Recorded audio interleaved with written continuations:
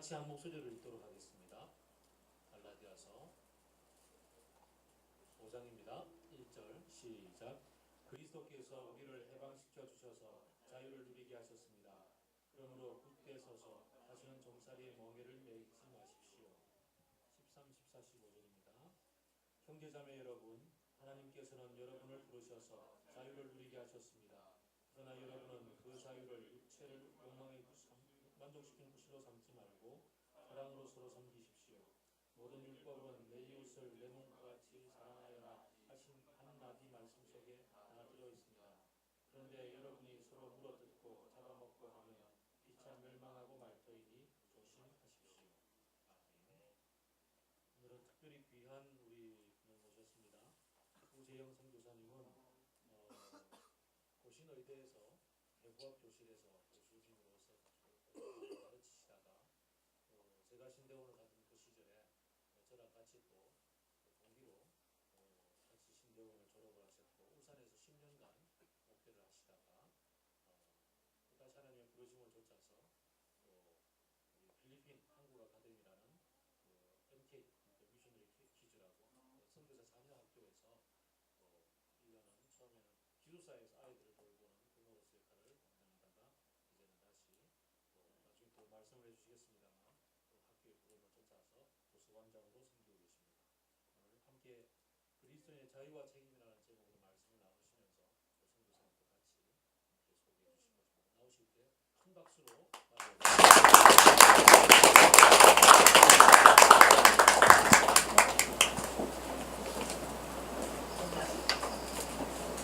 여러분들과 함께 예배해 드릴 수 있어서 참 감사합니다. 우리 하 목사님하고 같이 공부했습니다. 그래도 나이는 안 같습니다. 같이 공부했다고 나이는 같이 나는데 저도 금년에 폐갑입니다. 우리 둘째 아들이 31인데 이제 결혼을 했고 우리 큰아들은 이제 33살이고 아직 연애를 하다가 이 성사가 안 돼가지고 언제 할지 모르겠습니다.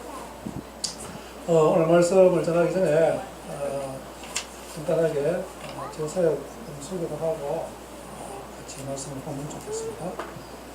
저는 3년 전에 제가 섬기던 울산 새소망교회. 울산 새소망교회는 2000년 2월 마지막 주에 예배를 드렸는데요. 그래서 10년쯤 됐죠. 그때 우리 교회가 이제 후원하는 박세호 선교사로 의료 선교사였습니다. 아프가니스탄에서 이제 외교에서 사역하다가 와서 이제 선교 보고하는 가운데 동영상을 보여주고 그 선교 현장에 대해서 이제 이야기하는 걸 듣고 제 아내가 많이 울었다고. 그래서 저녁에 이제 이야기를 하는 가운데 이야기를 하더라고요. 그러면서 저희가 아무래도 처음에 때 선교사로 나가고 이제 작정도 하고 이렇게 했는데 부모님의 반대로 여러 가지 여건 때문에 엄마하고 제가 결혼해서 이렇게 살고 있는데 다시 옛날 생각이 나가지고 많이 울었다. 다시 하나님의 그 콜링을 느꼈다. 이렇게 이야기를 하더라고요. 저하고 결혼해서도 제 아내는 신대원에서 만나가지고 결혼했습니다.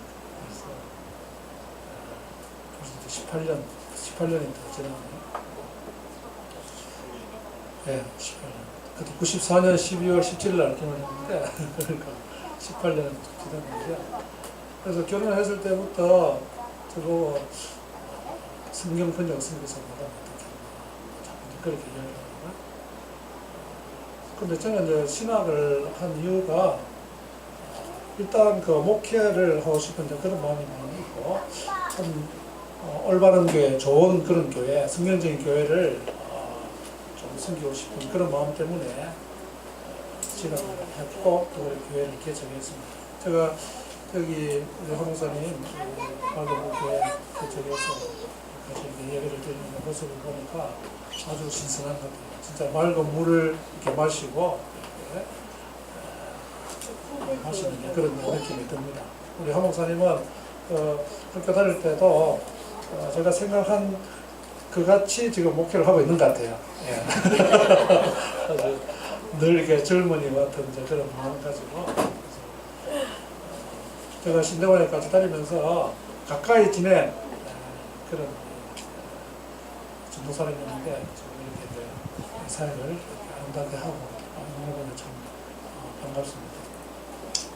그래서 그런데 저는 뭐 선교를 뭘 하든 일단 일반 그 목회를 하는 게 중요하겠다 이렇게 생각하고 그렇게 한 10년 전에 목회를 했는데 그날 저녁에 제 아내가 그런 이야기를 하더라고요. 그래서 그전에는 제 아내가 선교사 나가는 게 어떻게 했냐 그런 이야기를 했을 때 제가 하지 않습니다. 일단 반대를 했는데 그날은 그 이야기를 듣고 그럼 생각을 해보자. 그러면서 이제 기도하고 그렇게 하는데 저희가 이제 교회를 개척해서 10년이 됐지만 아직 재정적으로 이제 자립이 안 되었던 그런 상태가 하다 보니까 교회가 이게 마음에 부담이 되는 거예요. 걸려서 그래서 하나님 인도를 받는데 하나님께서 합병할 수 있는 그런 생각을 주셔가지고 우리 같은 교단에 교회하고 7월 첫 주에 합병 예배를 드리고 성도들 그다음에 우리 또 재정 이름을 다 이제 합쳐가지고 울산 세계로 교회하고 이제 합병을 해서 그걸 지금까지 지내고 있고 그 이제 반년 동안 이제 선교로서 훈련을 받고 그 2년 전 2월 17일 날 마닐라 한국 아카데미 우리 학교 이름이 마닐라 한국 아카데미 여기에 이제 가게 된 또 이유는 저희가 이제 나이가 들어서 이렇게 이제 선교 사역을 나가다 보니까 일반 그 선교 사역, 교회를 개척하고 제사 이런 사역을 하는 것이 상당히 힘이 들겠다 그런 생각을 하게 돼가지고 선교 사역이 뭐 그것만 있는 게 아니라 다양하게 있는데 그래서 알아보니까 돈 페런스 그러니까 기숙사 대리부모 그 사역이 있다는 것을 저는 그 전에 잘 몰랐어요. 그러면서 이제 그걸 알게 됐는데 제 아내는 이미 옛날에 그 GBT에 뭐 1년이지만 부산에서도 뭐 강사도 하고 그래서 실제적인 그 내용을 훨씬 잘 알고 있더라고요. 그래서 돈 페런스가 참 힘들다 하는 그 사역이 많이 힘든 그런 사역이다. 이것을 이미 알고 있었더라고요. 그런데 이제 막상 이제 하려고 하니까 할 만한 그런 게 없고 또 제 아내는 원래 이제 교사, 선교사라 이런 거 했으면 좋겠다. 그렇게 하는 가운데 이렇게 찾아보니까 마닐라 한국 아카데미가 있더라고요. 그전에는 마닐라 한국 아카데미가 있는지도 몰랐어요. 그래서 이제 현장도 가보고 그 다음에 또 태국의 치앙마이에 거기도 선교사 자료들이 많이 있기 때문에 거기도 가보고 그래서 결국 이제 마닐라 한국 아카데미를 가기로 결정했어요. 그래서 이제 2년 전에 이제 갔는데 우리 한국 사람들이 지내니까 마닐라 한국 아카데미에 이렇게 다녀가신 선생님도 몇 분 계시다고 이야기 들었거든요. 그 당시에 있는 그 건물이 이제 구간이에요. 안티폴로 있거든요. 그런데 한 6년 전부터 서울 명성교회 김사 목사님이 시도하는 그 명성교회에서 청년들이 15억을 헌금해가지고 청년들이 그러니까 하여튼 직장 다니면서 뭐 대학생도 하고 가지고 15억을 헌금해가지고 새로운 그 중고등학생 강의동 하나 하고 그 다음에 기숙사 건물 2개를 지었어요. 우리가 이제 갔을 때 그전에는 기숙사가 이제 바깥에 그러니까 가정집을 이제 좀 넓은 가정집을 이제 2채 빌려가지고 남학생 여학생 따로 이제 이렇게 이제 기숙을 했는데 이제 우리가 갈 때는 이제 거기 이제 지어진 거죠. 이제 처음에 3월 우리가 4일인가 들어갔는데 그때 들어갔을 때 전기는 이제 들어왔지만 물도 아직 안 들어온 그런 상태에서 지금 일단 들어갔어요. 그리고 이 방을 일단 2개를 우리가 쓰는데 이제 문제는 이제 남학생 여학생이 있잖아요. 한 17, 18, 2 정도 돼요. 남녀 각각. 우리가 원래 갈 때는 그 학교 측하고 이야기하기를 여학생들만 이제 케어한다.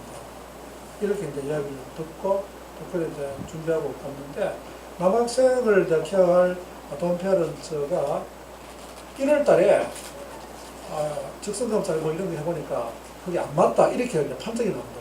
거기도 이제 목사님 보건데 그래서 그 사모님은 국어를 전공하셨고 또 어떤 이제 목사님이니까 그 사역이 바뀐 거예요.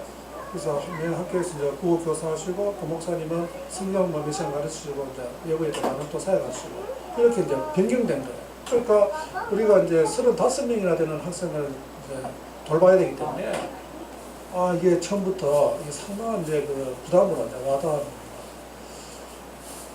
그래 이제 학교도 이제 그 시스템이 바뀐 거잖아요.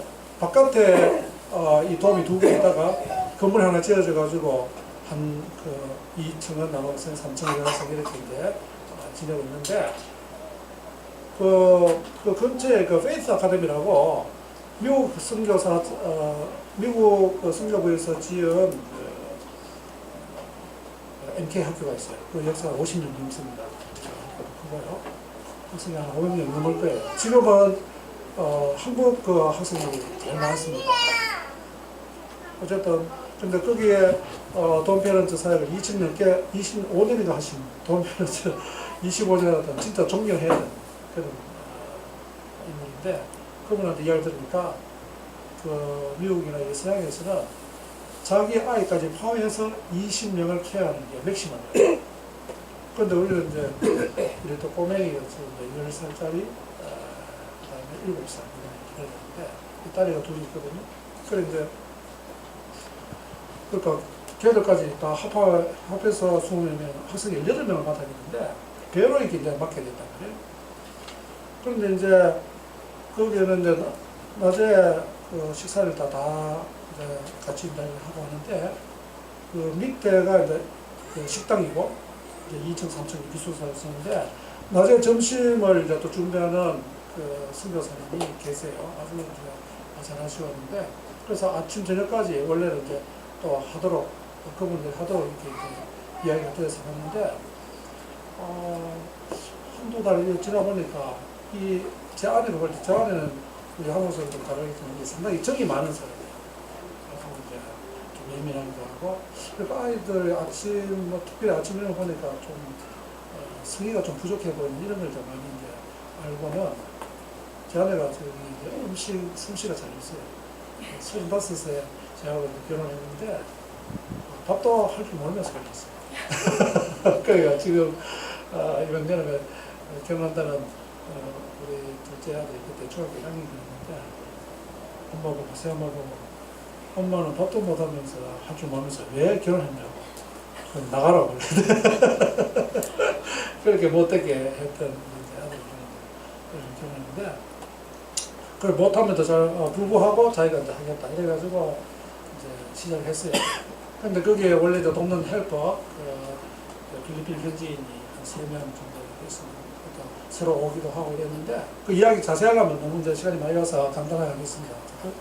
근데 이 돕는 헬퍼들이 또 일을 잘 못하는 헬퍼들. 그러니까 학생들 이제 옷 빨래하고 하면은 그 누구 옷이 가는데 다 알고 잘 챙기고 막 이랬는데 아이들 뭐 불평도 너무 많고 그래가지고 그걸 또 내가 보내버리고 뭐 이렇게 하는 과정 가운데 또 새로 들어오고 막이 아떼라고 그러는데 우리말로 언니 아떼인데 이 아떼들 때문에 좀 고생을 많이 하고 그래서 그해 여름에 저 이제 또 일이 있어가지고 나왔거든요.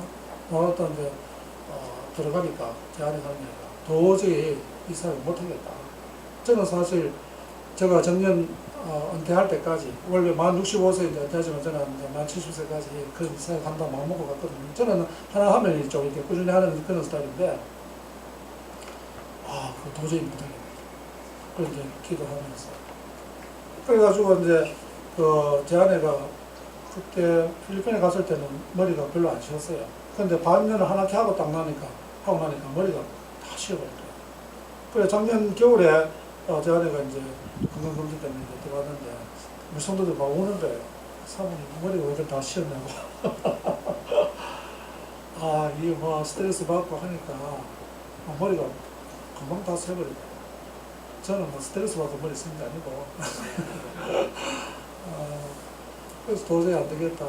그래서 이제 9월달 돼가지고 학교 측에 이야기를 하니까 그러면 도서관장으로 일하면 어떻겠나.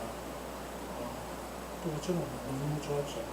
제가 원래 책을 좋아하거든요. 제가 모아놓은 재산은 아무도 없습니다. 책밖에 없는데 책이 제가 개인으로 수령하고 있는 책이 만 권 넘었거든요.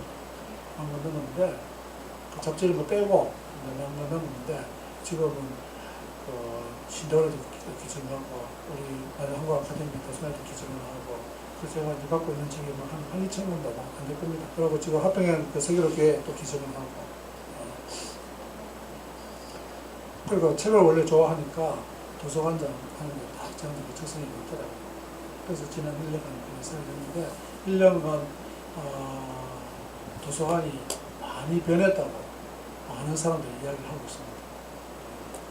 인테리어도 뭐 돈이 별로 없지만 어쨌든 해가지고 좀 편안한 그런 분위기에서 이제 독서하고 공부할 수 있도록 그렇게 하고 또 제가 이제 보니까 학교 그 도서관의 예산이 원래는 학교 전체 재정의 한 4%를 이제 하도록 그렇게 돼 있지만 학교 재정이 이제 여의치 않으니까 그 우리가 한 1년에 한 5억 정도 이제 예산이 이제 집행이 되는데 1%밖에 안 돼요. 그래서 한 500만 원밖에 드는데 그 가운데 소모품 뭐 하는데 한 200만 원, 300만 원까지 되고 그 책으로 살 수 있는 그 돈이 한 400만 원 채 안 되는 거예요. 제가 개척교회 하면서도 도서비를 해가지고 아마 20만 원씩 책정이 되는데 그거 제 개인이 1년 동안 사는 그런 정도밖에 예산이 안 되는 거예요. 그래서 지금 이제 도서관에 이제 장세를 조사를 해보니까 10,000권은 넘는데 이게 이제 옛날 책도 많고 그 다음에 이제 옛날에 뭐 독서스쿨 이런 걸 좀 지도한다고 해가지고 같은 종류의 책 이런 게 또 좀 있고 그러니까 최근에 나온 책이라든지 제가 볼 때 좋은 책이 별로 없는 거예요. 그래서 그 예산은 뭐 그렇게 한정이 돼 있고 그래서 이제 하나님이 또 생각을 주셔서 제가 기도 편지에 도서관 후원금 이렇게 좀 해주면 좋겠다 이렇게 했더니 여기 사람들이 이게 이제 헌금을 해가지고 그게 한 500만 원 좀 되고 그 다음에 이제 학교에서 이제 바사회 뭐 이런 거 해가지고 뭐 한 200만 원 이렇게 해서 한 700만 넘게 이제 수입이 생겨가지고 학교 그 재산하고 해가지고 금년에 한 1,000만 원 정도 해가지고 이제 도서도 더 사고 그다음에 전기 간행물도 더 구입을 하고 우리 학교는 이제 반은 영어로 가르치고 반은 이제 우리말로 가르치다 보니까 영어 도서도 있었거든요. 영어 도서도 뭐 지금 한 3,000여 건 뭐 이 정도밖에 안 돼요. 그러니까 주로 문학 작품이고 뭐 그래서 도서관장을 해야 될 일이 참 많이 있더라고요. 가만히 있으면 책만 대여해주고 그냥 뭐 있으면은 뭐 편할 수도 있지만 하나님이 또 그런 일을 하게 하시는 데 뜻이 분명히 있다고 생각하고 나름대로 이제 열심히 일을 하고 있는데 그래서 저는 이제 여름 방학, 겨울 방학 때는 책도 알아봐야 되고 이렇게 이제 우리 학교 홍보도 해야 되고 도서관들 후원금이라든지 또 뭐 제 개인 후원 이런 것도 다 이렇게 또 도움도 해야 되고 뭐 이런 것 때문에 방학 때는 나옵니다.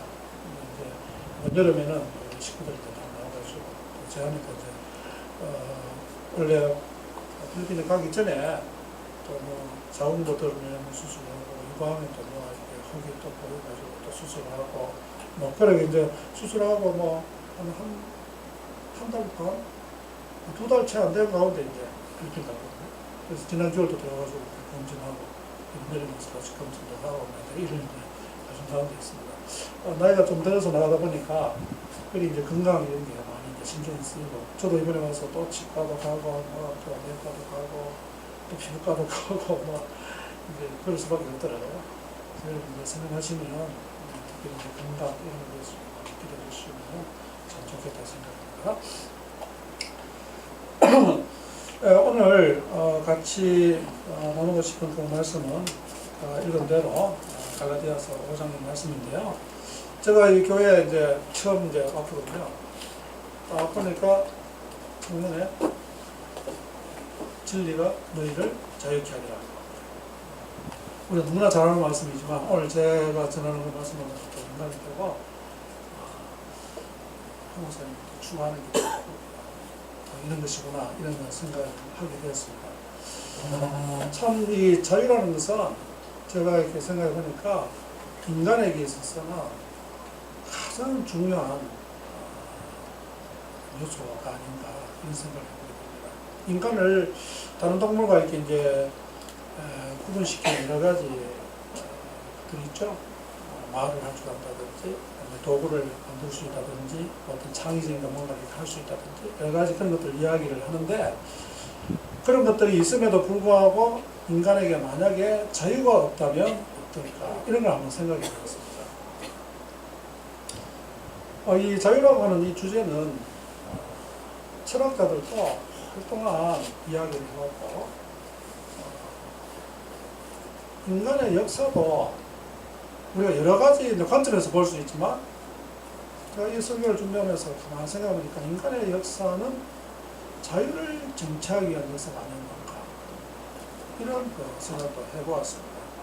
그만큼 이제 중요한데, 실제 우리 주위에 자유를 온전하게 누리고 그렇게 살아가고 있는가 이렇게 이제 생각을 했을 때 그렇지 않은 경우도 상당히 있다고 봅니다. 자유가 여러 부분에 이제 적용해서 볼 수 있는데, 제가 몇 년 전에 추방이라고 하는 다큐멘터리를 본 적이 있는데요. 영어로 이제 익스펙터라고 하는 다큐멘터리인데, 그 다큐멘터리는 그 만든 사람이 유대인 변호사예요. 변호사인데, 그 내용을 보면,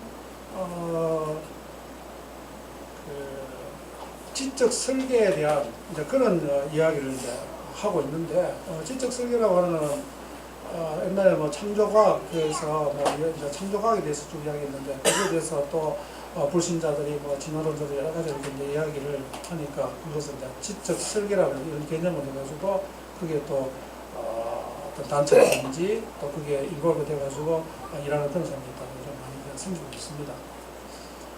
다시 말해서 이 우주 만물을 보고 제가 뭐 또 의학을 이제 뭐 전공을 했기 때문에 인체를 보면 진짜 그 시편 기자 그 표현대로 기묘막측이에요. 한자말인데 그죠? 언니들은 없어서 이해는 하실 것 같은데 하여튼 기묘막측합니다. 어떻게 이렇게 인체를 이렇게 더 신비하게 이렇게 만드셨을까? 그래서 이제 분명히 어떤 지적 어떤 지적인 어떤 존재가 있어가지고 그것을 디자인해서 이렇게 만들었을 것이다. 이제 그런 이제 개념으로 설명을 하거든요. 그거는 이제 기독교를 안 믿어도 또 그렇게 이제 학문적으로 연구하면 이제 그렇게 이제 그런 결론에 도달할 수밖에 없는 이제 그런 결과들이 나온단 말이에요. 그래서 이분이 이제 쭉 이제 조사를 해보니까 이제 과학을 이제 연구하는 이제 천문학도 좋고 유전학도 좋고 생물학도 좋고 좋은데 그런 과학자들을 이렇게 조사를 쭉 해보니까 의외로 이 지적 설계에 동의를 하고 자기가 연구를 해보니까 그것을 인정하지 않을 수 없다 하는 그런 사람들이 좀 있는 거예요. 그 사람들이 꼭 신앙을 가졌다 안 가졌다 이걸 떠나가지고 있는데, 그래서 이 사람들이 좀 유명한 이제 그 저널에 그 논문을 싣고 이렇게 했습니다. 그런데 문제는 그렇게 했을 때 이 그 과학자가 혹은 교수가 어떤 연구자가 자기가 몸담고 있는 학교나 연구소 이런 데서 이게 진짜 추방되는 이걸 보게 된 거예요. 다시 말해서 학문의 영역에 있어서 자유롭게 자기가 형식적으로 연구해가지고 그걸 발표하고 했는데, 그 진화론이라고 하는 여기에 이제 선입관을 가지고 있는 그 사람들이 어떤 그 정책을 결정하는 그 고위직에 있다든지 학교에 취준자라든지 이렇게 했을 때 그 사람들이 볼 때 그 지적 설계라든지 이런 것은 조금 이렇게 잘못되었다 이렇게 해가지고 그걸 이제 추방을 하는 거예요. 그래서 직장을 잃고 이런 걸 갖다가 이제 다큐멘터리를 찍은 거예요. 그래서 제가 그걸 보면서 우리가 자유로운 그 민주주의 사회에 살고 그렇게 있음에도 불구하고 어떤 분야에는 자유를 온전히 누리지 못하고 있는 그런 사람들이 있구나 이런 생각을 해보았습니다. 사실 여기 이제 여자분들도 많이 계신데 지금은 여자 대통령도 나오고 이런 시대지만 100년 전만 해도 여자들이 투표할 권리도 없었어요. 그런 자유도 없었단 말이에요. 그런데 이제 지금 많은 이 자유를 이렇게 누리고 있잖아요. 그런데 이 그 자유는 많은 사람들이 이제 그걸 쟁취하려고 하는데 옛날에 그 노예들, 종의 경우를 보면 그 사람들은 어떤 사람들이에요? 자유가 없는 사람. 그러니까 주인이 시키는 대로 할 수밖에 없는 그런 존재가 바로 노예요, 종이란 말이에요. 그런데 이제 우리가 이 자유를 쟁취하려고 하는데 그러면 이 종의 입장에 있을 때는 거기에 속박되어 있는 데서부터 자유를 쟁취하려고 하죠. 그래서 반론도 일으키고 여러 가지 하잖아요. 뭐 프랑스 혁명이나 이런 것도 보면 다 그런 자유를 쟁취하기 위해서 그렇게 이제 생명까지 이제 목숨까지 이러면서 그런 일들을 했단 말이에요. 그래서 자유는 제일 첫 번째가 어디로부터 자유하게 되는 이 개념이 있죠. 그래서 영어로 이야기하면 free from 뭐로부터 자유하게 되는 거기 있단 말이에요. 그런데 자유는 그것만 있는 게 아니고 뭐를 할 수 있는 그런 자유가 있습니다. 그죠? 내가 중국집에 가서 저도 어제 이제 저녁에 어떤 데 사람하고 식사를 하면서 중국집에 갔는데 저는 삼성 짜장면 먹고 그분은 진짜 저는 짜장면 먹고 그분은 짬뽕 먹고 또 다른 건 또 뭐 다른 걸 시키고 이랬단 말이에요. 내가 뭔가를 할 수 있는 어떤 그런 자유가 있다. 그러니까 영어로 이야기하면 free to do 뭔가를 할 수 있는 그런 자유 이게 있다. 그런데 이런 것은 아주 밀접한 관계겠죠. 어디서 내가 어디로부터 뭔가 자유를 얻어야 내가 뭔가 할 수 있다. 그러니까 종으로 있다가 노예로 있다가 거기서 벗어나면 자유를 얻게 되면 1차적인 자유를 얻고 그 다음에 내가 어떤 직업도 선택할 수 있고 어떤 사람과 결혼할 수 있고 그런 자유가 있잖아요. 그죠? 그런데 자유가 있는데 그러다 보니까 이 사람들은 이 자유를 너무 이렇게 많이 갈망하는 것 같아요. 그래서 오래전에 설명됐지만 쇼생크 탈출이라는 그 영화 있죠. 좋은 영화라고 생각하는데 거기 포스터에 보면 주인공이 하늘 해가지고 환희의 어떤 모습을 그런 포스터에 나와 있는데 거기에 이제 아내를 죽였다가 누명을 덮고 있어요. 그러니까 주인공이 교도소 수장한테 신임을 해가지고 치밀하게 계획을 세워가지고 눈 치고 비 오는데 탈출에 성공해가지고 환희 모습을 하늘 향해서 손을 뻗치고 있는데 거기 이제 포스터 나와 있는데 그만큼 이 자유는 우리에게 너무 소중한 것 같아요. 예, 그래서 사람들이 그것을 이제 많이 이제 얻으려고 하는데 저 한번 물어보겠습니다. 여러분 다 이렇게 돈을 많이 벌고 싶죠? 그죠? 부자가 되고 싶잖아요. 아니라 하는 사람은 자기를 속여요. 저도 돈이 많으면 좋겠어요. 그러면 뭐 선교 사기도 더 많이 할 수 있고 제가 구하고 싶은 책도 많이 살 수 있고 그 사람들이 이제 돈을 많이 벌려고 하는 뭐 이유가 여러 가지 있지만 그 가운데 하나가 좀 더 편리하게 살려고 하는 것뿐만 아니라 제가 이 자유와 연관시켜 생각해보니까 더 자유롭기 위해서 그런 것 같아요. 제가 지금은 이제 원래 이제 저희 어른들 아직 살아계시던 대구가 이제 베이스 캠프고 제가 울산에서 목회했기 때문에 이제 그 다음에 이제 캠프를 생각하고 이제 몸이 교회를 다니고 있는데 제가 이제 서울에 차가 있어가지고 이제 아들이 좀 쓰고 있는데 그걸 갖고 와도 되지만 저는 뭐 또 주중에는 별로 쓸 일이 없기 때문에 그 이번에 물어보니까 그게 차가 없으면 너무 불편하더라고요. 우산에 가서 옛날에 성도 집에 또 머물면서 그 집에 또 차가 2대이기 때문에 제가 이제 한번 쓰게 되다가 오늘 그 빌린 차를 가거든요. 그러니까 제가 빌린 차를 이렇게 쓰지만 차가 없으면 어때요? 여기까지 오는데 버스를 타고 또 걸어오는데 오늘 아침도 내비게이션 따라서 오니까 바로 교회 앞까지 딱 도착을 할 수 있었죠. 돈이 있으면 훨씬 자유하다. 내가 직접 운전해가지고 내가 돈이 더 많아가지고 벤츠를 타고 운전 기사가 있다. 그럼 저는 뭐 잠을 잘 수도 있고, 내가 보고 싶으면 책도 볼 수 있고, 얼마나 자유로워요. 그렇지 않습니까? 그래서 우리가 좀 더 많은 이제 자유를 얻으려고 노력하는 것입니다. 그래서 좀 더 많은 돈을 벌면 편하기도 하고 훨씬 자유로워지잖아요. 내가 선택하는데 내가 돈이 뭐 얼마 없으면 선택하는 범위가 좁지만 내가 돈을 뭐 내가 뭐 아무리 써도 내가 그 제한이 없다면 내가 뭐든지 내가 할 수 있는 그런 자유가 생기잖아요. 우리가 권리도 마찬가지라고 봅니다. 그 권세도 마찬가지인데 제가 도서관장으로 있지만 제 위에 권위자가 교장 선생님입니다.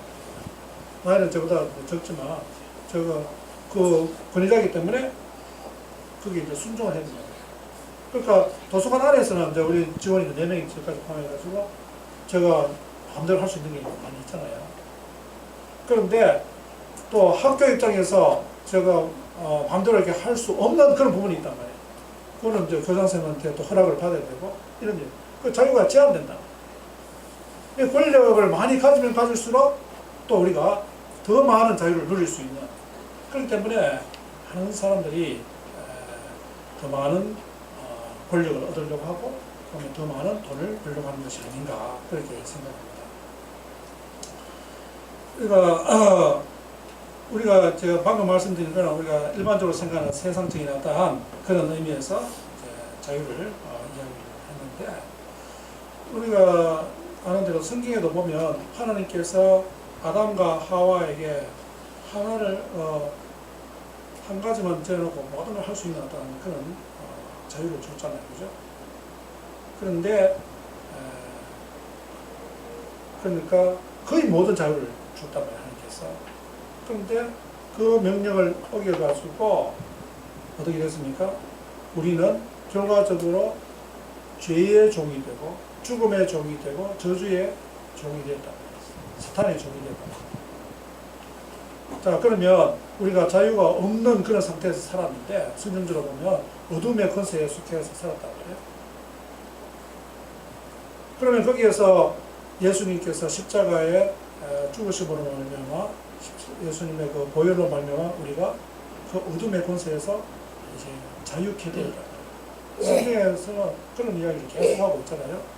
여기 지금 개혁개정판에서는 5장 1절에 그리스도께서 우리를 자유롭게 하려고 자유를 주셨으니 그러므로 굳게 서서 다시는 종의 멍에를 매지 말라 이렇게 이야기를 하고 있죠. 여기 세번역에는 읽은 대로 세번역에 봅시다. 예, 그리스도께서 우리를 해방시켜 주셔서 자유를 누리게 하셨습니다. 예, 그러므로 굳게 서서 다시는 종살이의 멍에를 매지 마십시오. 이렇게 이야기하고 있죠. 우리가 이런 말씀을 보면 예수님께서 분명히 우리를 자유케 하셨단 말이에요. 그래서 이제 자유케 했는데 그러면 그 다음에 우리가 뭐를 해야 되느냐? 그러면 우리가 뭐를 할 수 있는 어떤 그 자유가 있다 했잖아요. 그러면 여러분들이 주일날 교회에 나와서 예배 드리는 것이 이게 의무입니까? 권리입니까? 더 나아가서 이것이 자유입니까? 많은 사람들이 이게 의무로 생각하는 경우가 있어요. 그런데 그리스도인은 이제 죄에서 우리가 자유롭게 되었기 때문에 예수님께서 우리를 자유케 하셨기 때문에 주님 앞에 나와서 예배 드릴 수 있는 자유가 있어요. 헌금할 수 있는 자유가 있어요. 전도할 수 있는 자유가 있어요. 기도할 수 있는 자유가 있어요. 그렇지 않습니까? 교회에 봉사할 수 있는 자유가 있단 말이에요. 사람들이 그걸 모르기 때문에 주일날 교회 와서 어떤 뭐 사회를 하고 목사님 이야기하는 것도가 이게 의무로 와닿고 부담으로 와닿는다고 하면 이 사람은 참된 자유의 의미를 모르고 주님께서 우리를 자유케 해주신 진정한 의미를 모르고 살아간다. 이렇게 볼 수가 있습니다. 그 정도로 우리에게 이 자유라고 하는 그런 개념이 너무 중요한 것이고 우리 그리스도인들에게 아주 필요한 그런 개념이다. 이렇게 볼 수 있습니다. 그런데 오늘 이 본문이 우리에게 가르쳐 주는 게 과연 뭐냐? 자, 거기에 이제 1절은 이제 그래 봤는데 지금 13절에 보니까 있죠. 형제들아 저는 뭐 개혁 개정판인데 형제들아 너희가 자유를 위하여 부르심을 입었으나 그러나 그 자유로 육체의 기회를 삼지 말고 그랬죠. 그 자유로 육체의 기회를 삼지 말고 그렇게 이야기를 한단 말이에요. 그러면서 더 나아가서 뭐라고 이야기합니까? 오직 사랑으로 서로 종노릇하라 이렇게 이야기하고 있죠. 그래서 우리가 자유를 가지고 있기 때문에 로마서에도 그런 이야기를 합니다. 이제 우리가 자유하게 되기 때문에 정죄함이 기 때문에 내가 뭐 마음대로 뭐 해도 되지 않느냐, 죄를 지어도 상관없지 않느냐 이렇게 극단적으로 가는 그런 사람들이 있다. 그래서 사도 바울이 그것이 아니다 그렇게 이제 로마서에서 가르치고 있죠. 그래서 우리도 이제 자유하게 되기 때문에 우리 마음대로 뭔가 할 수 있다, 해도 괜찮다 이렇게 생각하는 그런 사람들이 있는 것 같습니다. 이제 구원은 따라온 당사자이니까 사실 그게 아니거든요. 그래서 오늘 이 사도 바울이 지금 이제 13절에서 이런 이야기를 하고 있습니다. 근데 14절에 보면 어떤 말이 나오냐, 온 율법은 내 이웃 사랑하기를 내 자신같이 하라 하신 한 말씀에서 이루어졌느니 이렇게 해서, 그래서 15절에 만일수록 물고 먹으면 피차 멸망할까 조심하라. 그러니까 갈라디아 교회에 분명히 분쟁이 있었단 말이에요. 갈등이 있었고, 그러면서 이제 14절, 15절에 이야기를 하는데 그 앞에 14절에서 내 이웃 사랑하기를 내 자신같이 하라 하신 말씀 이걸 이야기한단 말이에요. 자, 그러면 제가 자유를 두 가지로 이야기했습니다. 어디로부터 자유, 그 다음에 뭐뭐 할 수 있는 자유. 세 번째 자유가 있는데 그것이 바로 그리스도인의 책임이라고 이제 제가 말씀드린 부분인데, 그게 바로 우리가 책임진, 영어로 이야기하면 responsibility인데, 그 리차드 니버라는 그 미국 신학자가 이게 우리나라는 번역은 안 되지 싶은데요. The Responsible Self라고 하는 그 책을 쓰는데, 이 Responsible Self라면 책임 있는 그 존재, 자아, 뭐 이런 의미인데, 여기 Responsible이라고 하는 이 단어를 이야기하면서 이 Responsible Self는 어떤 의미가 있습니까? Responding Self다. 어디에 반응하는 그런 자아다. 이런 식으로 그 의미가 들어있다고 설명하고 있습니다. 자, 그러면 여기서 우리가 알 수 있는 것은 하나님께서는 우리가 반응하기를 원한다. 반응. 그럼 뭐에 대한 반응이냐? 하나님의 뜻에 대한 반응이야. 여러분은 다 하나님께서 부르셨을 때 그게 반응했기 때문에 주님 앞에 나와서 은혜를 받고 이 자리에 앉아 있는 줄 믿습니다. 중요한 사실이죠. 그래서 하나님한테 반응하는데, 그러면 하나님이 원하시는 게 뭐냐? 하나님은 다른 사람들에게 대해서 책임을 가지기를 원한다. 그것이 바로 아까 13절에 오직 사랑으로 서로 종노릇하라, 또 14절에 내 이웃 사랑하기를 내 자신같이 하라 하는 이 말씀을 이야기하고 있다. 그러면 우리가 왜 다른 사람들 위해서 이렇게 살아가야 되는가? 왜 다른 사람들을 사랑으로 섬겨야 하는가? 그것은 다른 게 아닙니다. 하나님께서 그렇게 명령하셨기 때문에 우리가 거기에서 반응하면서 그렇게 따라가는 거예요. 자, 그러면 한 가지 한번 물어보겠습니다. 여러분들 한 믿음을 가지고 있기 때문에 이 자리에 나와 계신 거잖아요. 믿음이라는 것이 과연 뭐냐? 사실 믿음이라는 것에 대해서 그런 한 번에 책을 쓸 수도 있고, 뭐 여러 가지 어떤 그 내용들 이야기 할 수 있습니다. 그렇지만 제가 이 자리에서 말씀드리고 싶은 것은 믿음이라고 하는 것은 1차적으로 하나님과의 관계를 맺는 거예요. 그게 아주 중요한 개념입니다. 그리고 이 세상과 그 안에 있는 모든 것에 대해서 하나님의 관점을 가지는 이것이 바로 믿음이라고 생각합니다. 그래서 믿음이라는 것은 하나님의 뜻에 따라서 살아가는 거예요. 그것이 참된 믿음입니다. 그럼 하나님의 뜻은 어디에 있는가? 성경에 잘 나타나 있죠. 그래서 마르틴 부버라고 하는 유대인 신학자가 쓴 책에 나와 너라고 하는 유명한 책이 있죠. 여기에서 관계를 두 가지로 이야기합니다. 나와 너라고 하는 그런 관계, 그 다음에 나와 그것의 관계, 영어로 이야기하면 I and you의 관계가 있고 I and it의 관계가 있단 말이에요. 그러니까 우리는 하나님과 우리 사이가 나와 그것의 관계가 아니라 나와 당신의 관계, 내가 당신이라고 부를 수 있는 그런 관계를 우리가 가지게 될 때 참된 신앙을 가지게 되는 거예요. 우리가 기독교라는 것은 뭐 어떤 뭐 교리를 배우고 그것을 외우고 뭐 어떤 그냥 선행을 하고 뭐 그런 것이 아니에요. 기독교는 예수 그리스도예요. 예수 그리스도를 통해서 하나님과 우리 사이의 관계를 새롭게 설정하신 것을 우리가 깊이 이해해야 합니다. 그렇지 않으면 우리의 신앙생활하는 것은 종교생활이 될 수 있습니다. 심지어 이 자리에 나와서 아름다운 예배를 드리는데 참석하지만 그것은 참 믿음의 하나의 표현이 아니라 종교적인 그런 삶의 하나의 양식으로 그렇게 할 수도 있단 말이에요. 그래서 아주 중요한 이야기죠. 그래서 우리가 하나님과의 올바른 그런 관계를 맺으면 어떻게 됩니까? 하나님이 말씀하시는 것에 대해서 우리는 반응하게 됩니다. 이 반응 없는 사람들 참 힘들어요. 누구 뭘 이야기했는데 아이가 말을 잘 안 들어서 꾸중했으면 거기에 대해서 반응이 있어가지고 다음에는 변화가 있어야 되는데 그런 반응이 없으면 이게 너무 힘들어요. 그래서 하 목사님이 이제 목회를 하시나요? 그런 성도한테 이런 분한테 뭘 가르쳐보면 그 반응이 있어야 돼요. 그런데 목사님은 이야기하세요. 나는 또 마이웨이를 가겠습니다. 이러면 곤란합니다. 아마 목사님의 어떤 목회 철학이라든지 이런 것들을 다 이렇게 이해하고 또 동의하고 하기 때문에 항상 공동적으로 이렇게 예배를 드리는 적이 있습니다. 그런데 어쨌든 성경에서 이야기하는 것은 오늘도 이 말씀을 보니까 이웃을 사랑하는 것, 남에게 관심을 가지고 책임을 지는 것에 대해서 이야기하는데 예수님이 바로 그러셨단 말이에요. 그래서 보네퍼라고 하는 그 신학자는 예수님을 정의하기를 어떻게 정의하느냐? 남을 위한 존재, being for others, 이렇게 정의하고 있습니다. 그래서 정의를 너무 잘한 것 같아요.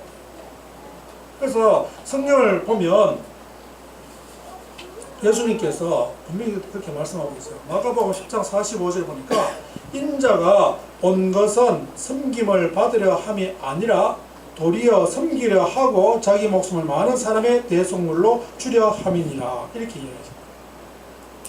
예수님은 우리를 위해서 오셨단 말이에요. 당신은 하나님과 영원히 아름다운 교제 속에서 그렇게 사실 수 있는 분이에요. 그렇게 사시던 분이에요. 그런데 그 보호자를 버리시고 우리를 위해서 이 땅에 오시다. 전적으로 우리를 위해서. 죄 가운데 사망의 길로 가고 있는 우리를 구원하시기 위해서 예수님이 십자가에 돌아가시고 그 엄청난 고난을 통해서 우리를 구원해 주셨단 말이에요. 그러면서 우리에게 그런 삶을 또 살도록 우리에게 요구하시고 그런 말씀을 복음서에 예수님이 얼마나 많이 하셨는가 모릅니다. 그리고 그 사실을 우리가 깊이 이해해야 합니다. 그래서 우리가 잘 아는 산상수훈에 마태복음 5장에 보면 46절, 47절 이런 말씀이 나옵니다. 너희가 너희를 사랑하는 자를 사랑하면 무슨 상이 있으랴? 세리도 이같이 아니하느냐? 또 너희가 너희 형제에게만 무난하면 남보다 더하는 것이 무엇이냐? 이방인들도 이같이 아니하느냐? 자, 이런 말이 나옵니다. 그리고 또 로마서 12장 19절부터 21절에도 이런 말씀이 나옵니다. 내 사랑하는 형제들아 너희가 친히 원수를 갚지 말고 하나님의 진노하심에 맡기라. 기록되었을 때 원수 갚는 것이 내게 있으니 내가 갚으리라고 주께서 말씀하시느니라. 내 원수가 줄이거든 먹이고 목마르면 마시게 하라. 그리하므로 내가 숯불을 그 머리에 쌓아 놓으리라. 악에게 지지 말고 손으로 악을 이기라. 이렇게 이야기하죠. 여기 여러분들이 보고 있는 세 번역 거기에는 보니까 마태복음 5장 47절에 이런 말씀이 있습니다. 또 너희가 너희 형제 자매들에게만 인사를 하면서 지내면 남보다 나을 것이 무엇이냐. 이게 나을 것이 무엇이냐 이렇게 됐죠. 그다음 이방 사람들도 그만큼은 하지 않느냐. 이렇게 이제 이야기를 합니다. 자, 여기에 제가 가만히 보니까 조금 이제 눈에 띄는 말씀이 있는데 47절에 여기 이제 기억개정에는 남보다 더하는 것이 무엇이냐? 예수님이 그렇게 딱 질문하거든요. 남보다 더하는 것이 무엇이냐? 이방인들도 이같이 아니하느냐? 우리도 따지고 보면 이방인들하고 똑같이 생활하는 경우가 너무나 많으니까요. 우리의 가치관이나 이런 것도 아주 세속적인 어떤 그런 가치관을 가지고 기독교적인 세계관을 가지고 이 세상을 바라보고 살아가야 되는데 그렇지 않는 경우가 너무나 많단 말이에요. 우리도 어떤 이권에 대한 문제가 있으면 양보하지 않으려고 하고 오히려 내가 더 많은 것을 얻으려고 하고 그런 모습들을 보게 되는 것을 우리는 경험합니다. 우리 그리스도인은 남보다 더하는 그런 삶을 살아야 돼요. 이것이 우리에게 주어진 하나님께서 우리에게 주신 세 번째 자유요, 그것이 바로 그리스도인의 책임이다. 교회는 그 일을 하지 않으면 참된 교회를 할 수가 없어요. 우리가 그런 삶을 살 수 있도록 우리가 말씀을 묵상하고 내가 그렇게 할 수 있도록 힘쓰고 애써야 하는 것입니다. 여러분들 주위에 가는 사람들 많이 있죠. 필리핀에 보면 진짜 가는 사람들 많이 있어요. 근데 그렇지 우리나라보다 더 심하고요. 우리나라도 지금 보면은 일거리가 없어가지고 놀고 있는 우리 젊은이들이 많이 있고 근데 우리가 가는 사람들 돕지 않는다 해가지고 누가 우리를 욕합니까? 우리 비방합니까? 여러분들 지금 다 그런 일을 하고 있어요. 전혀 사람들이 욕하지 않습니다. 우리 주위에 보면 고아들이 아주 많이 있습니다. 제가 제 이야기에서 죄송합니다만 제가 이제 딸이 10살, 7살이 되잖아요. 지금 아내하고 사이에 난 아이가 아니에요. 그 제가 5년, 그래서 이제 5년, 2007년도에 아이 둘이 입양했습니다. 이미 이제 큰애는 그때 4살이었고, 작은 애는 보름만에 태어났거든요. 그 전에 2006년도에 가을에 하나님께서 저하고 장하님이 동시에 입양했으면 좋겠다는 그런 마음을 주셔가지고 그래서 이런 기회를 통해서 입양했어요. 지금은 장하님 그렇게 이야기합니다. 우리 막내가 이제 예지인데 너무 귀엽거든요. 지금도 여기 나와 있으면 예지가 보고 싶고 성도 가시고 집사람 하는 이야기가 우리가 입양 안 했으면 어쩔 뻔했나 너무너무 좋단 말이에요. 우리 큰애는 뭐 그렇진 않지만 어쨌든 우리 예지를 또 생각하면 저도 얼마나 뽀뽀하고 싶고 너무 좋아요. 그런데 여러분들 입양 안 한다고 누가 뭐라 합니까? 모르는 사람 아무도 없잖아요. 그런데 성경에서는 우리에게 남이 하지 않는 것 남보다 더 하는 걸 주님이 요구하신다. 여기 마태복음 이제 5장 38절에서 42절도 보면 이런 말씀이 있잖아요. 또 눈은 눈으로 이는 이로 갚아라 했다는 것을 너희가 들었으나 나는 너희에게 이르노니 악한 데를 대적하지 말라. 누구든지 네 오른편 뺨을 치거든 왼편도 돌려대며 또 너를 고발하여 속옷을 가지고자 하는 자에게 겉옷까지도 가지게 하며 또 누구든지 너희로 억지로 오리를 가게 하거든 그 사람과 심리를 동행하고 내게 구하는 자에게 주며 내게 구고자 하는 자에게 거절하지 말라. 이게 사실 산상수훈 여러분들 잘 지킵니까? 산상수훈 이게 실천하기가 너무 힘들잖아요. 그래서 어떤 신학자들은 이거는 우리에게 지금 준 말씀이 아니다. 그래서 산상수훈의 대상자가 누구냐? 이걸 신학자들 간에 토론도 하고 이런 볼 수 있습니다. 근데 그것은 분명히 우리에게 주신 말씀이거든요.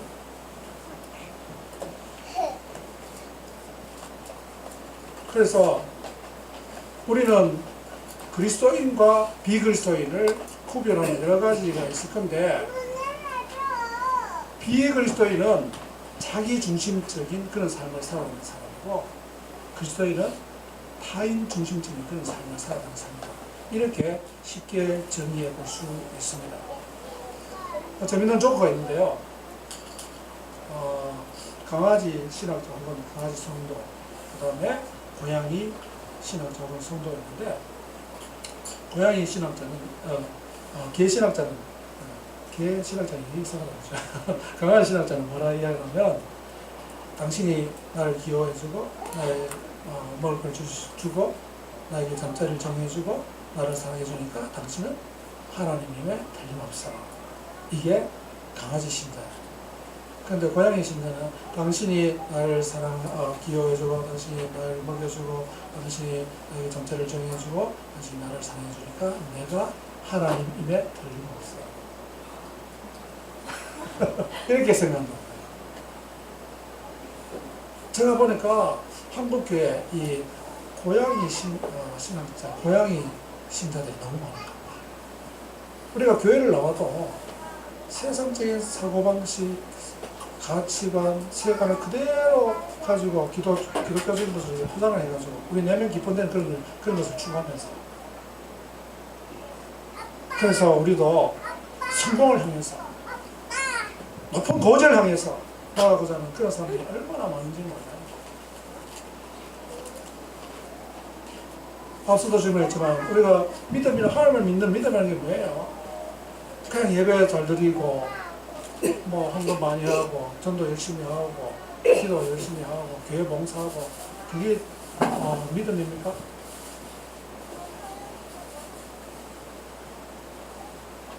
그것은 우리가 믿음 가질 때 나타나는 그런 여러 가지 현상 가운데 하나죠. 우리는 한국에서는 그런 걸 너무 강조하다 보니까 은혜를 이야기하면서 믿음을 이야기하면서 이 잘못된 어떤 그런 배경을 많이 보게 됩니다. 로마서 12장 2절에 이런 말씀이 있죠. 너희는 이 세대를 본받지 말고 오직 마음을 새롭게 함으로 변화를 받아 하나님의 선하시고 기뻐하시고 원하신 뜻이 무엇인지 분별을 하도록 하라. 이렇게. 그러니까 우리가 변화되어야 된다며. 뭐가 변화되어야 됩니까? 우리 존재 자체가 변화되어야 돼요. 자기 중심적인 데서 타인 중심적인 그런 삶으로 변화돼야 돼요. 아직도 자아 중심적인 그런 생각을 가지고 그런 가치관을 가지고 살아가고 있다고 하면 우리는 하루빨리 회개하고 주님 말씀대로 그렇게 살아갈 수 있도록 우리가 힘써야 하는 것입니다. 지금도 많은 사람들이 성공을 향해서 나아가고 있습니다. 그래서 Man of Success, 성공의 사람들이 되기를 원합니다. 그래서 저도 대대 공부하고 또 대학에서 해박도 가르치겠지만 많은 그리스도인들이 질문합니다. 당신 좋은 거 다 치우고 또 목사 되고 또 목사 되다가 또 선배습니다. 이상하게 생각해요. 저는 하나도 이상하지 않는데 똑같이 세상적인 그런 기준하고 똑같이 바라보기 때문에 세상적으로 많이 배운 여러 가지 지식, 세상의 명예, 지위 이런 걸 생각하면서 저도 제일 부러운 사람은 누구냐면 저는 별로 부러워 서울대 뭐가 되나 하버드 나와도 해도 저는 안 부러워합니다. 그만큼 자라가 건강한 사람인데 제가 유일하게 부러워하는 한 직업이 있습니다. 그건 의료 선교사. 제가 임상을 전공 아니기 때문에 제가 대학에서 기초의학을 가르치다가 이런 길로 걸어왔는데 제가 임상을 했으면 저는 벌써 의료 선교사로 나갔을 것이라 했습니다. 그래도 있어 또 선교사 나가면 한국에 있는 아픈 사람들 누가 또 케어합니까? 돈도 벌고 또 선교 학원도 보내고 이렇게 해야 되는데 어쨌든 제 개인적으로 봅니다. 우리 아이들이 공부를 잘하면 의대를 보내고 법대를 보내고 이렇게 보내려고 하는 이유가 뭡니까? 세상에서 뭔가 좀 더 인정받고 좀 잘되고 편안하고 그런 삶을 살기를 원하는 거 아니겠습니까? 좀 솔직해 보십시오. 우리가 그런 걸 우리 자신들 잘 생각해야 돼요. 그런데 성경은 우리가 성공의 사람이 되기를 원하는 것이 아니라 가치의 사람 되기를 원하는 A man of value.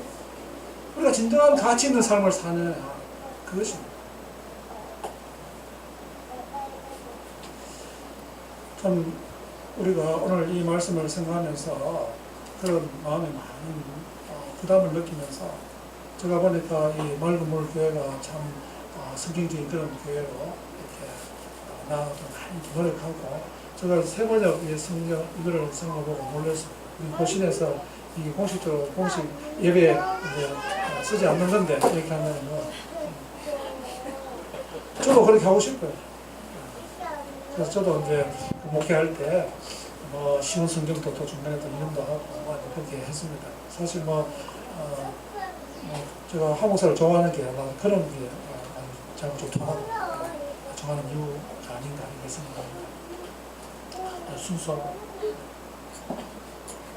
지금 옛날에 있었던 그 이야기할 그런 시간은 없지만 어쨌든 좋은 교회로 나가는데 오늘 주님 말씀대로 이런 방향으로 눈을 돌리면 참 좋겠다 생각합니다. 이웃을 사랑하고 그다음에 전도하는 거, 선교하는 것도 마찬가지예요. 그런 차원에서 우리가 그렇게 해야 됩니다. 그런데 한 가지 의문이 생깁니다. 내가 합을 그렇게 하려고 해도 잘 안 되는데 어떻게 합니까? 사도 바울이 그걸 알고 오늘 읽지 않았지만 그 바로 밑에 16절에 무슨 말씀이 나옵니까? 내가 이르노니 너희는 성령을 따라 행하라. 그리하면 육체 욕심을 이루지 아니하리라. 이런 말씀입니다. 저는 이 말씀이 그냥 난데없이 나왔다고 생각하지 않습니다. 그런 맥락 속에서 나왔다고 이해됩니다. 그리스도인은 자기 힘으로 살아가는 존재가 아닙니다. 성령의 능력, 성령의 도우심으로 우리가 신앙생활을 한다고 하면서도 내 힘으로 뭔가를 해보겠다. 우리 목사님들 가운데, 목회자들 가운데 그런 사람이 너무 많아요. 목회라고 하는 거창한 타이틀 내걸고 그렇게 하지만 자기의 힘으로, 자기의 노력으로 자기의 왕국을 만들려고 하는 그런 목회자들도 꽤나 있습니다. 그런데 하나님의 일은 하나님의 방법으로 할 수밖에 없잖아요. 그래서 우리에게 성령으로 충만하면 예수님이 늘 성령으로 충만하셨기 때문에 우리가 이해할 수 없는 그런 놀라운 일들을 하셨다. 예수님은 사실 요즘쯤에 노숙자들하고 늘 생활하셨어요. 창녀들하고 같이 생활하죠. 거지들하고 같이 생활하죠. 우리도 그렇게 되기 위해서는 성령의 충만한 은혜를 경험해야 됩니다. 성령의 도우심으로 그런 일들을 감당할 수 있어야 돼요. 그럴 때만이 오늘 주신 이 말씀대로 우리는 제3의 자유를, 다시 말해서 그리스도의 책임을 다하는 그런 삶을 살아갈 수 있는 줄 믿습니다.